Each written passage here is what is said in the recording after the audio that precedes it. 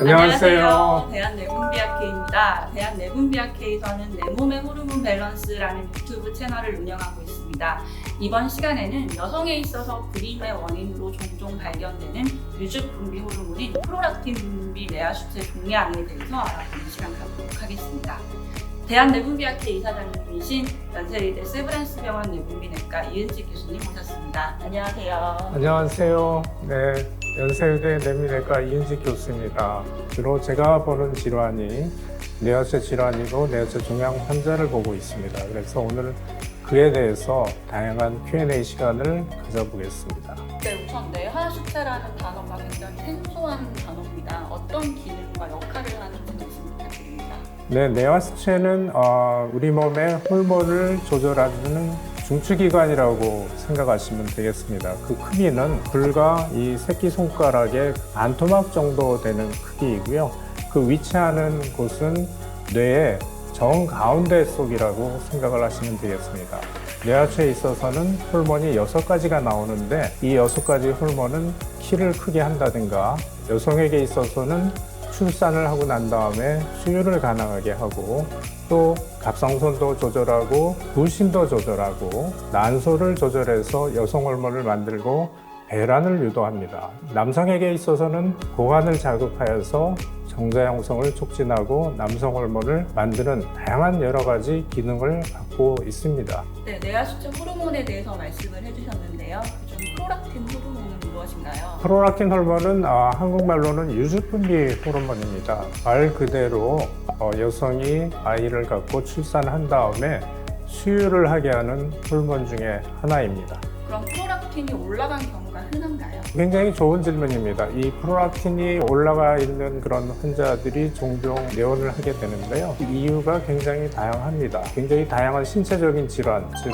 만성 신부전증 환자라든가 갑상선 기능 저하증이라든가 만성 간질환 환자 등에 있어서도 종종 프롤락틴이 올라가 있는 경우가 있고 특히 이 소화기계 질환으로 약물을 복용하는 경우에 있어서는 프롤락틴이 종종 올라가 있는 경우가 많이 있습니다. 그 외 다양한 신체적인 질환에도 많이 올라가 있기 때문에 환자를 접했을 때 프롤락틴이 올라가 있는 것을 증명을 하려면 기존에 복용하고 있던 약제를 적어도 3일 정도 중지를 하고 난 다음에 혈액 검사를 다시 해봐서 프롤락틴이 진짜로 올라가 있으면 진단을 위해서 검사가 시작이 되어야 합니다. 그럼 프롤락틴 뇌하수체 종양이 흔한 질병인가요? 뇌하체 종양 자체가 그렇게 흔한 질병은 아닙니다. 희귀질환 중에 하나고 프롤락틴이 올라가 있는 경우는 꽤 흔하게 발견되지만 뇌하체 종양이 진단되는 경우는 굉장히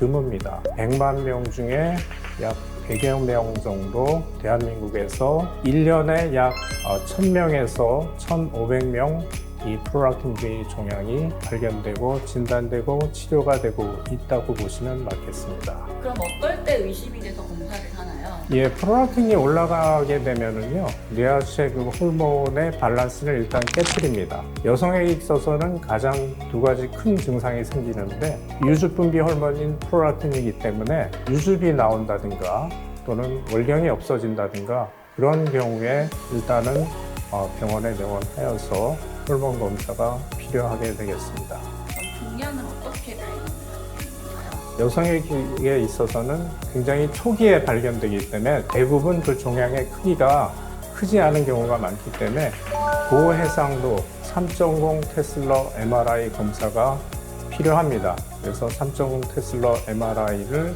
시행을 하면 그 종양이 종종 발견되기도 합니다. 네, 그럼 어떤 치료 방법이 있고 완치가 가능한 병인가요? 약물 치료가 일단은 원칙입니다. 95%까지 먹는 약에 의해서 종양의 크기가 줄고 프롤락틴이 떨어지게 되는 그런 아주 효과가 좋은 약제가 나와 있어서 원칙적으로는 약물 치료가 우선이고요. 신경외과 의사께서 좋은 기술을 갖고 있는 경우에는 수술적인 치료도 잘 치료가 되는 경우가 많이 있고 실제로 이제 종양이 크기가 적당하고 수술하기가 용이한 경우에 있어서는 수술로 한 번에 완치하기도 합니다만은 대부분 95%에 있어서는 약물로 치료를 시작하게 됨에 따라서 어느 정도 몇 년간 치료를 하게 되면 종양이 거의 보이지 않게 되는 경우가 있기 때문에 완치가 가능한 질병이라고 생각하시면 되겠습니다. 네, 그럼 임신 시 발견했을 때 안전하게 치료가 가능할까요? 물론이지요. 프롤락틴이 올라가게 되면 어쨌든 배란이 안 되고 임신이 안 되니까 불임의 원인으로 작용을 하는데 일단 치료를 하게 되면은 월경이 시작되고 배란이 됩니다. 그래서 언제라도 임신이 가능하게 됩니다. 그러나 이제 이러한 과정, 치료를 없이 일단 임신이 되었는데 프롤락틴 분비 선정이 발견되어서 내원하는 환자분도 있습니다. 이런 경우에 있어서는 여성 호르몬 의존성 종양이기 때문에 임신 중에는 여성 호르몬이 굉장히 많이 올라가는 그런 일이 벌어지기 때문에 종양이 임신 중에는 커지게 됩니다. 따라서 임신을 사실은 계획을 한다 하면은 임신하기 전에 치료를 잘 해서 계획된 임신을 해야 되는데 그냥 덜컥 임신 중에 종양이 발견되는 경우가 있습니다. 그런 경우에도 그 약제를 사용할 수가 있습니다. 크게 태아에 부작용은 없고 또 출산 이후에 즉시 MRI를 찍어봐서 우리가 그 후 경과를 또 예측을 할 수 있는데 뇌하체 종양 전문가와 상의를 해보시는 것이 가장 중요합니다.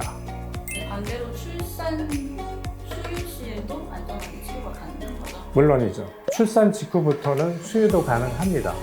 그러니까 수유가 종양을 크게 하진 않고 임신 시에 여성 호르몬 자체가 종양을 크게 하지 출산을 하게 되면은 사실 애가 이미 나왔기 때문에 여성 호르몬이 떨어진 상황이라서 종양이 크게 할 요인은 없습니다. 그래서 안전하게 수유도 가능합니다. 혹시 남성들에게도 종양이 잘 발견되는 경우가 있나요? 그럼요. 프롤락틴 비선정이 사실 대부분 10명의 환자가 있다면 9명은 여성이고 1명은 남성입니다. 이 여성에게 있어서는 이 올라간 프롤락틴이 배란이나 무월경을 유도하기 때문에 쉽게 발견되는데 남성에게 있어서는 그 증상이 굉장히 더디게 나타나고 증상이 별로 없습니다. 그래서 늦게 발견돼서 종양이 아주 커진 다음에 발견되기 때문에 상당히 좀 주의를 기울여야 되지 않나 그렇게 생각이 됩니다. 종양이 암으로 변형될 가능성도 있을까요? 없어요. 이 뇌하체 프롤락틴 비선정은 99.999%가 양성입니다. 그러니까 진단을 받았는데 치료를 안 하면 불임의 원인이 되기 때문에 주로 우리가 주의를 기울여야 되는데 치료를 잘하면 거의 99.99%가 다 잘 조절이 되고요. 아주 드물게 암으로 변하는 경우는 있습니다만은 그거는 굉장히 드문 케이스라고 보면 되겠습니다. 마지막으로 마무리 말씀 부탁드리겠습니다. 예, 프롤락틴 분비 뇌하체 종양은 매우 희귀한 그런 질환 중에 하나입니다만은 여성에게 있어서는 임신, 출산, 수유에 관계되는 중요한 그러한 질환 중에 하나입니다. 그래서 조기 발견 및 진단 치료가 중요하고 이것을 위해서 전문가에게 정확한 진단 치료를 받기를 권유드립니다. 궁금한 점이 있으셨다면 이번 영상을 통해서 도움을 얻으셨길 바랍니다. 혹시 더 궁금한 점이 있으시다면 댓글로 남겨주시면 읽어보도록 하겠습니다. 시청해주셔서 감사합니다. 감사합니다.